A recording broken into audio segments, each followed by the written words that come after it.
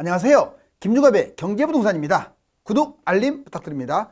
서울 10억 아파트가 4억, 50%가 분기된 아파트들이 나왔습니다. 중개소 사장님들도 놀라 자빠질 초초급매입니다.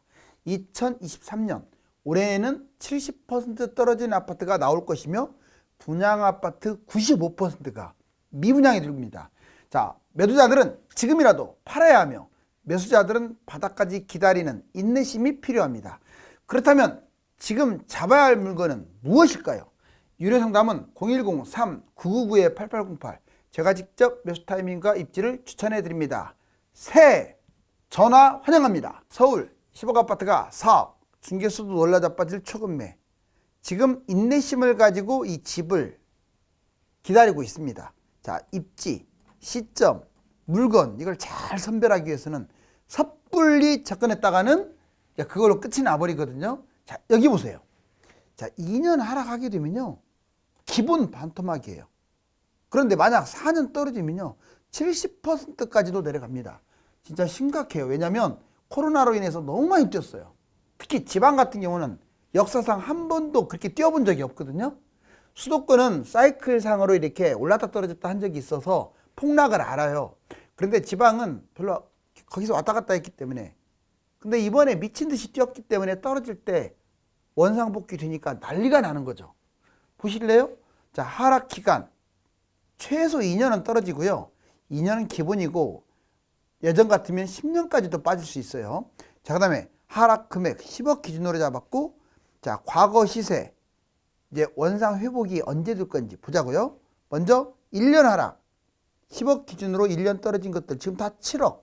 서울도 7억이 안 팔립니다. 10억짜리들. 매물이야 뭐 8억이 있고 9억이 있을지 몰라도 상당히 많이 빠졌어요.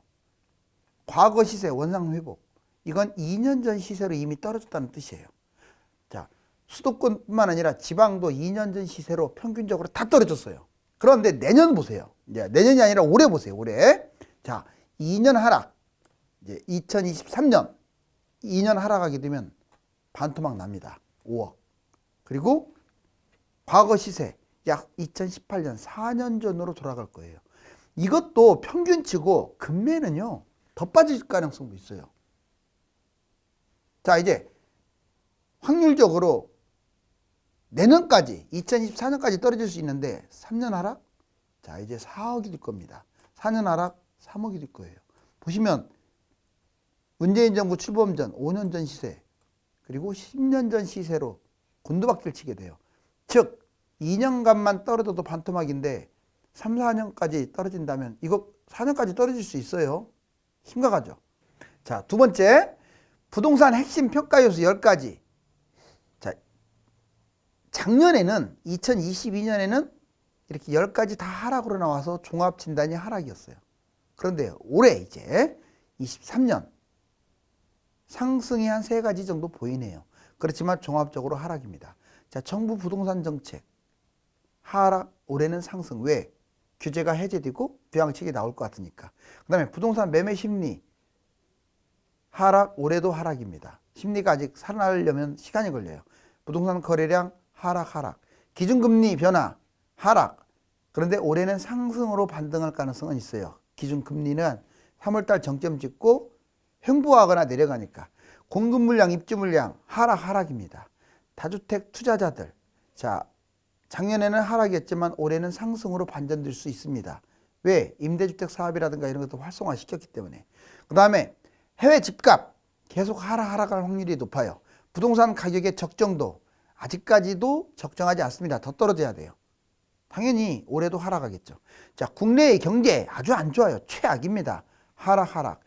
주식 등 위험자산이 뛸 거냐?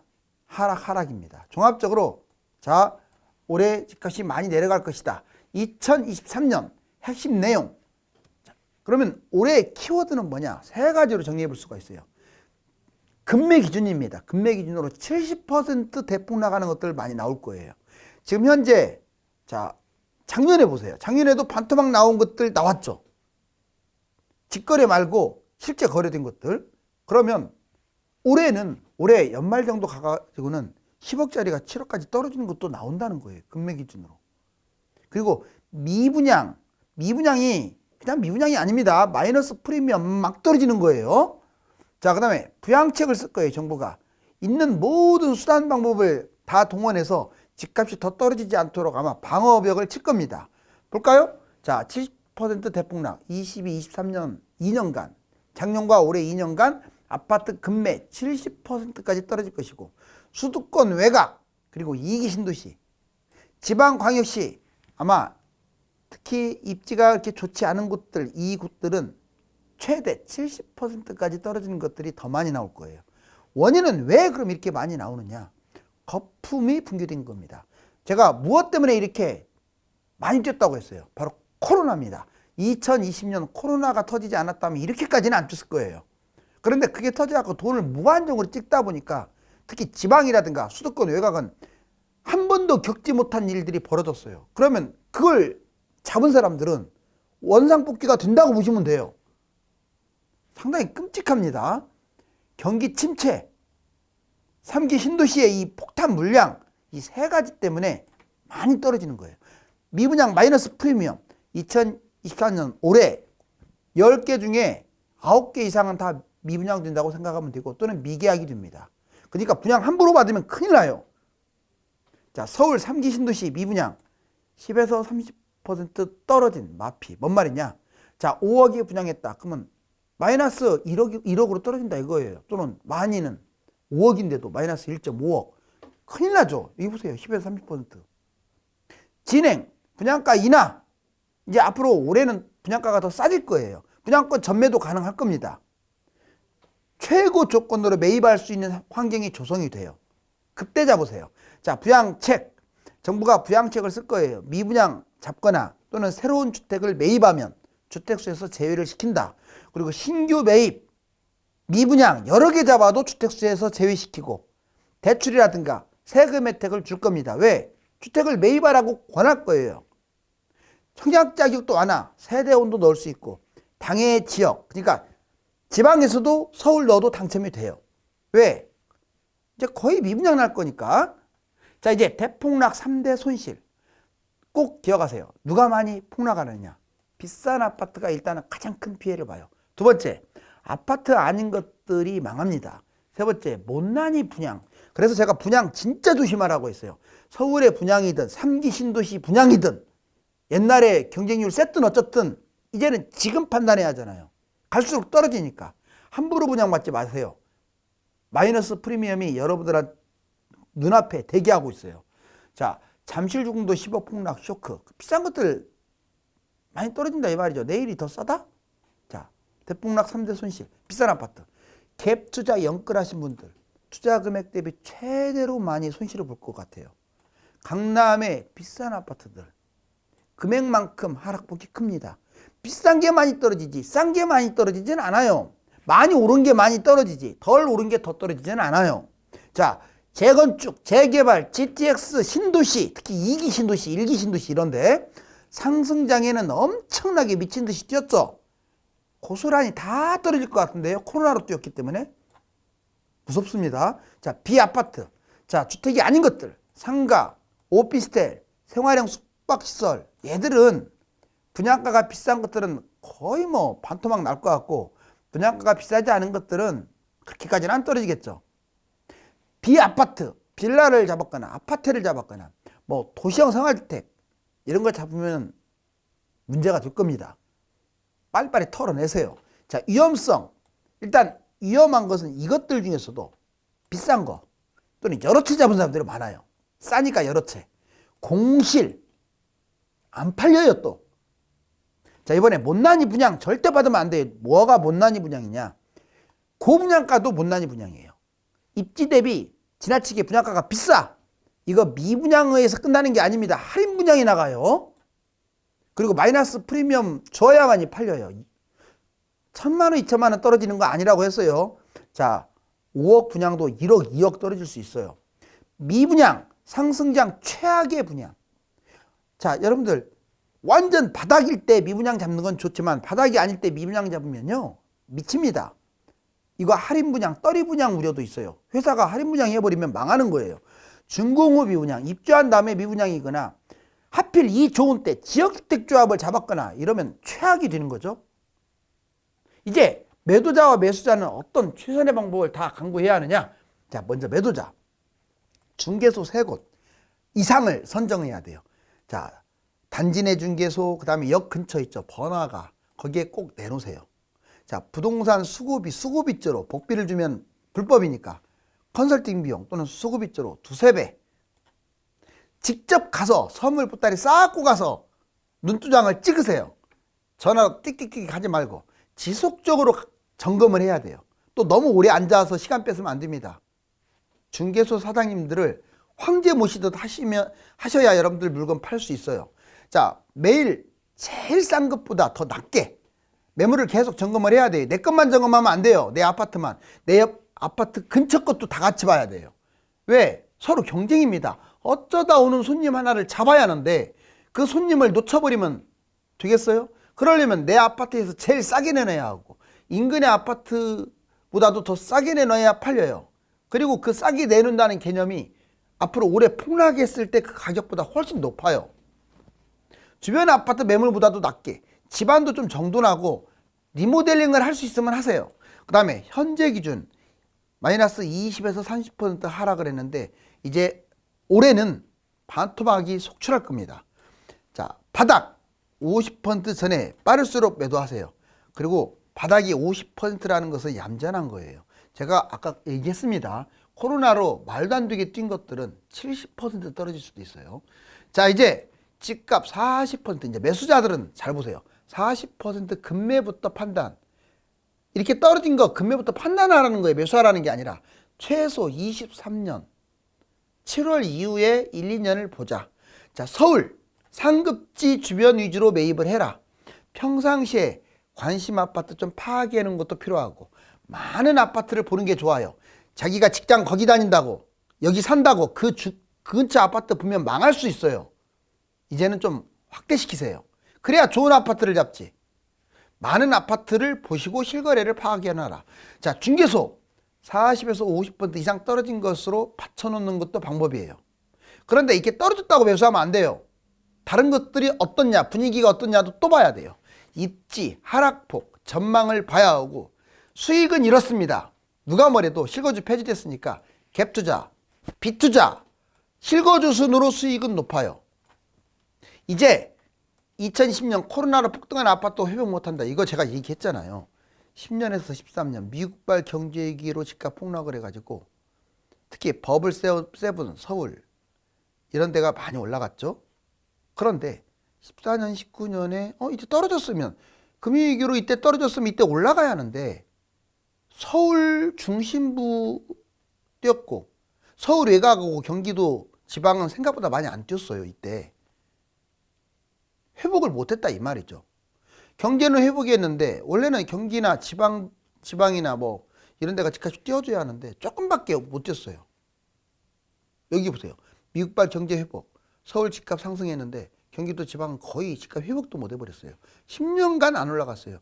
그런데 기적 같은 일이 벌어집니다. 20년도에 코로나가 터져가지고 완전 돈을 찍어내는 바람에 이걸로 인해서 개나 소리나 말이나 다 뛰었어요. 이제 그동안에 40년간 한 번도 안 뛰었던 집도 뛰고요. 제 말 이해 가세요? 여기 보세요. 이 2년 동안, 그러니까 2020년 이후에 많이 뛴 아파트들은 지금 망할 소지가 커요. 이게 자기 여건으로 뛴 게 아니라 뭐 호재 어쩌고 그런데 호재 때문에 뛴 게 아니에요. 코로나로 그냥 뛴 거예요. 그러면 지금 빠지는 것들 보세요. 무섭게 떨어지는 이유가 바로 코로나로 많이 뛰었기 때문에 떨어지는 거예요. 여기 보시면 코로나 통화 급증, 집값 주식 폭등, 코로나로 무한 양적 완화, 주가 가상화폐, 부동산, 위험자산 폭등. 이게 아니었다면 아마 지금도 인천이나 경기도 외곽이나 지방의 상당 부분은 안 뛰었을 거예요. 좀 올라가긴 했을지 몰라도 이렇게 뛰지 않았을 겁니다. 오히려 뛴 게 지금 문제가 되는 거죠. 자, 이제 똑같은 게 또 반복되네요. 10년처럼 22년, 24년 지금 빠지고 있잖아요. 이번에는 미국발 금리 인상 집값 폭락. 자, 여기 미국발 경제위기로 집값이 폭락되면 이번엔 미국발 금리 인상이에요. 이렇게 전국의 모든 아파트 다들 폭등해가지고 폭락을 한 거죠. 그리고 이제 아마 25년에서 18년 회복할 텐데 아까처럼 회복 많이 못할 것 같아요. 왜? 집이 남아돌아요. 또 3기 신도시까지. 막 반등하면 좋은데 폭등하고 반등하는 곳은 강남부터 입지가 좋은 것들이지 입지 안 좋은 것들이 입장날 가능성이 커요. 즉 10년 동안 또 안 뛸 수도 있어요. 심각하죠? 그런데 29년 이후에 코로나도 터져줘야 하는데 이거 보세요. 무슨 무한양적 완화 이게 터져줘야 하는데 또 그런 것들이 나온다는 보장이 없어요. 이거 노란색 박스. 코로나 없으면 집값 계속 안 올라갑니다. 즉 6억짜리가 3억으로 또는 2억으로 빠졌는데 6억 회복하기는커녕 한 4억에서 끝나는 거예요. 그런 아파트 갖고 있다고 생각하시는 분들은 빨리빨리 던지는 게 좋아요. 자, 폭락장 소액 투자 3가지 방법 알려드릴게요. 자, 내가 1억 5천이 있다. 그러면 상급지에 갭 투자하는 방법이 하나 있고 또는 분양, 미분양, 분양권 이거 괜찮은 것들 하나 잡는 방법이 있고 또는 자녀 이름으로 잡는 방법이 하나 있습니다. 자, 먼저 상급지. 무조건 서울입니다. 그 다음에 상급지. 그 어떤 광역시가 됐든 경기도가 됐든 뛰어난 곳들. 갭 투자 전세가율 60% 내 돈 40% 해가지고 예를 들면 7억짜리가 있다면 4억에 투자하게 되면 전세는 2.5억 7억이 4억으로 떨어진 거잖아요. 2.5억이면 잡는다 이거죠. 결국은 10억으로 올라가서 플러스 6억을 버는 거예요. 2.5억 갖고 6억 최소 내가 조금 뛴 걸로 지금 잡은 거예요. 자, 실거주도 폐지됐고 소액자본금 주택수에서 제외되니까 아주 유리한 상황일 거예요. 자, 이번에는 분양, 미분양 이걸 잡을 수도 있죠. 서울에 또는 3기 신도시 택지지구에 아주 뛰어난 곳들. 상급지, 분양, 분양권, 미분양. 얘들도 미분양 나올 수 있으니까. 자, 분양가 7억이에요. 얘들은 13억으로 뛸 겁니다. 그러면 전세가 5.5억이니까 입주할 때쯤 5.5억이니까 내 돈 1억 5천이면 이거 들어가네요. 그죠? 7억, 분양가가 7억이니까 뛸 때 13억이고. 결국은 계산해보니까 13억으로 가면 6억을 버는 거예요. 비슷하게 버네요. 자, 이번에 얘는 분양권 전매도 가능하니까 아무 때나 팔 수도 있고 계약금 10% 주택수혜 제외 이런 혜택도 누릴 수가 있어요. 자녀 앞으로 서울 상급지 갭투자 전세가율 60% 서울 3기 신도시 택지지구 상급지 분양 미분양 그러니까 여기 첫 번째 것 두 번째 것을 자녀한테 적용할 수가 있어요. 갭투자나 분양 관련 투자 역시 플러스 6억을 벌 수가 있습니다. 이번에 매도자와 매수자 잘못 판단한 사례 5가지 다시 맞붙은 집값 논쟁 IMF 수준으로 폭락한다. 절호의 지금 찬스다. 아직 절호의 찬스는 좀 남았죠. 자, 여러분들 이거 꼭 잘못 판단하면 안 돼요. 지금 매도자들 이런 생각을 하더라고요. 지금 집을 팔고 나서 오르면 어떡하지? 뭘 오르긴 개뿔 올라요. 제가 보기에는 오를 기미가 아예 보이지도 않는데. 여기는 강남이니까 덜 떨어질 거야. 뭔 개뿔 덜 떨어져요. 아니 강남이 10억짜리 압구정이 40억으로 뛰었는데 4배 때 제일 많이 뛰었는데 제일 많이 떨어지죠. 자, 그 다음에 내년에 GTX, 이제 내년이 GTX 전철 개통하니까 기다린다? 여러분들, GTX 전철 때문에 더, 이제 호재가 있는 것들은 더 올라가서 뛸 때. 이것 때문에 망해버리는 거예요, 떨어질 때. 지금 막 GTX 있는데 난리 났잖아요. 망하잖아요. 1기 신도시 재건축 하니까 안 떨어진다? 걔는 더 떨어집니다. 내년에, 올해, 같이. 자, 10억 아파트 떨어져 봐야 8억이겠지. 무슨 8억이에요? 지금 7억에도 거들떠보지도 않고 있는데. 얘 5억까지 내려간다고 하잖아요. 이참에 여윳돈으로 하나 더 잡을까? 아니 지금 잡아가지고 양쪽 떨어지려고요? 자, 바닥 매수자, 바닥장의 매수자들이 또 이런 못된 생각을 해요. 매수하면 일본처럼 30년간 안 오를 거야. 안 잡아야지. 그러면 아니 조금은 올라가잖아요. 바닥이니까. 잡아야지. 안 잡으면 거지 되는 거죠. 뭐. 공급은 많고 인구는 줄어서 안 올라간다. 이거 틀린 말은 아니지만 안 올라갈 것도 있지만 올라갈 것도 많아요. 그래서 무주택을 저는 권하는 게 아니에요. 골라서 잘 잡자. 엄청 빠지는데 지금 사면 망하는 거지. 이게 바닥인데 뭐 엄청 빠질 게 뭐가 있겠어요. 자, 바닥 시세에서 1억이나 올라서 안 산다. 상황에 따라 다르겠죠. 지방은 1억 올라가도 많이 올라가는 거지만 아파트 자체가 비쌌다면 이제 시작인 거 아니에요? 그러면 이제 잡아야지. 대출 없이 직장 근처 실거주가 좋겠다. 말은 실거주가 좋아요. 돈으로부터 자유로운 사람 아무도 없어요. 그래서 실거주는 반드시 투자성하고 같이 묶어서 실거주를 해야 돼요. 판이 완전히 바뀌었습니다. 판이 완전히 바뀌었어요. 이제는 매수자 우위 시장이에요. 수도권은 반복된 사이클로 70% 폭락한 아파트가 또 나오지만 지방은 코로나 후유증으로 미친 듯이 급등한 아파트 중심으로 지금까지 한 번도 경험하지 못한 대폭락이 이어질 것입니다. 감사합니다.